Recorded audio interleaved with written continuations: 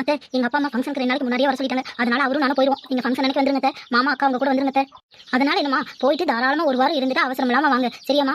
நீயும் ஒரே பொண்ணுதான். அப்பா அம்மாக்கு இருக்கிற வசதிக்கு 1000 பேர் வேலை செஞ்சாலும் என்னதான் என் மருமகனா இருந்தாலும் மகனா தானே என் மகனை உங்க அப்பா அம்மா பாக்குறாங்க. அதனால நீங்க 2 பேரும் தான் போய் எல்லாம் இருந்து சிறப்பா செஞ்சு கொடுத்துட்டு வரணும். ஒன்னும் கவலைப்படாத, போயிட்டு அவசரம் இல்லாம வா. சரியாம்மா? சரிங்க அத்தை. சரி, நான் கொஞ்ச நேரம் போய் படுக்கிற, ஒரே டயர்டாவே இருக்குது எனக்கு. சரி போமா. ஆமா, நீ என்ன இங்க நின்று வேடிக்கை பார்த்துட்டே இருக்கிற? போய் சமையல் வேலை செய்யி. மணி 12 போகுது. இங்க நின்று என்ன பேசுறாங்கன்னு கேட்டுக்கிட்டே இருக்கிறது. சரிங்க அத்தை. அத்தை, ஃபங்க்ஷன் அன்னைக்கு காலையில தான் நம்ம போறோமா? இல்ல 2 நாளைக்கு முன்னாடியே அவங்க கூடயே போ. உங்க அப்பாவும் அம்மா தான் கல்யாணத்தப்ப கழுத்துல இருந்து கால் வரைக்கும் உனக்கு நகை போட்டு அனுப்பிச்சிருக்காங்க. அதை போய் எல்லாத்தையும் காமிக்க போறியாக்கும். போய் வேலை பாரு. இதெல்லாம் பார்க்கும்போது ஏன்டா கல்யாணம் பண்ணணும்னு இருக்குது. ஏழை வீட்டில் பொண்ணா பிறந்தது மட்டும் தப்புன்னு சொல்லி என்ன பண்றது?